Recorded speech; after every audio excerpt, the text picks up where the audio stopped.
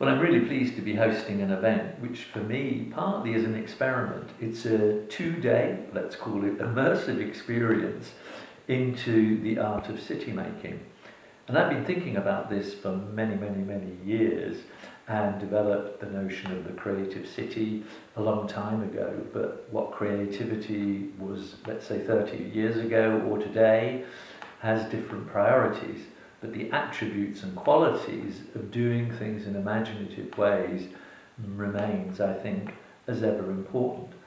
And what I'm hoping to do is for us together to share some of my experience, but also your experience, and to work out what we think has really moved, how you have been able to, and how we have been able to change cities for the better, and to try and bring across some sense of bending the market to bigger picture purposes, trying to do the good things that we know a city can offer. We know, of course, that cities sometimes are terrible, but potentially good. So what I want to really explore with all of you is just how we can together, perhaps you could use the word co-create, a way forward, but also some of the words I've used, how one can unscramble the complexity and become more clear about how you really address and influence the changing world. And what I mean by changing world, how we can influence the decision makers to do things in completely different ways. And this is part of a bigger quest I've got. Quest, of course, is a big word, which is to develop a community of change makers who really believe that you can't do things in the old way. But you have to, obviously, because we only know a fragment each of us, is actually to try and bond us together and really explore what has really made a difference, and to work that through, and then in the end to actually come up with, let's say, a personal plan. I particularly would love the group to feel that they're a part of an evolving fellowship. Since we're going to try and do this residence, and this is the first one, Hawkwood is the mothership, I live nearby, we're going to be doing this in other places, in Palermo, in India, and so on.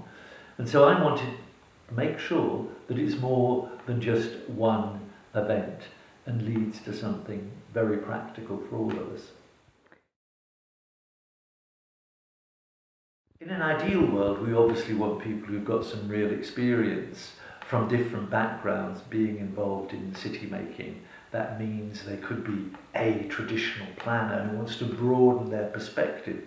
It could be someone coming from the cultural field who really wants to know the nitty-gritty of hardcore decision making and processes like that. And I also want to bring in people who understand the whole notion of the creative bureaucracy, which is part of my own story, which is a rather large event that happens in Berlin, over 2,000 people, who consider how you can shift the rules and regulations so that you basically empower people, give them agency to do things well, and so you don't get stuck in old systems or old ways of doing something. So I'm hoping that the people will be coming from various countries.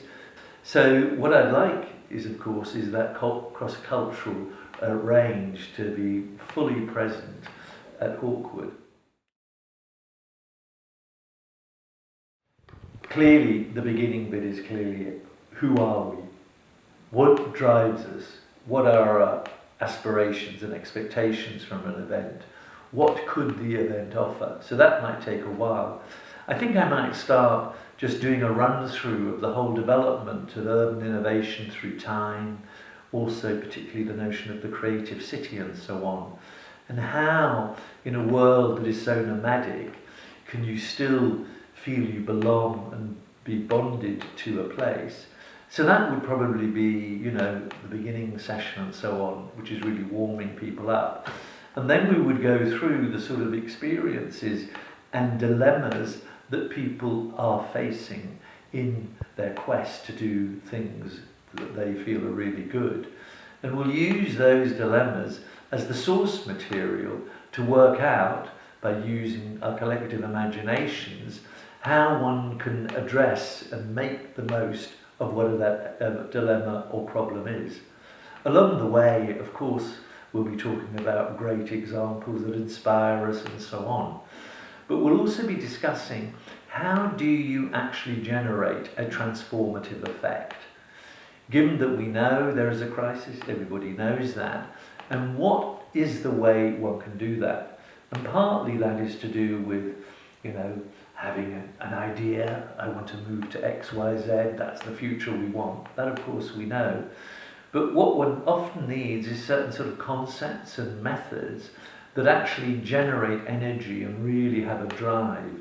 So we'll be going through all sorts of methods that we think are, on the one hand, explanatory, but on the other hand, provide real energy, that if you're in a group in a city and you're going back to your job, you can inspire people to sort of act in certain ways. So having done that sort of thing, we'll have an intermezzo, I'm sure. We'll look at the valley and we'll scream over the November valley through the fog, or ideally a bit of sun that might arise. So we'll do things like that.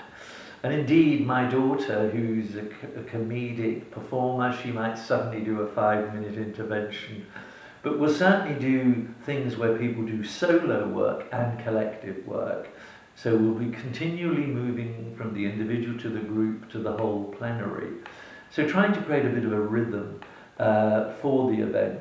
Reflection, deep diving, but then actually sort of ideally being rather free-form and more happy than sad.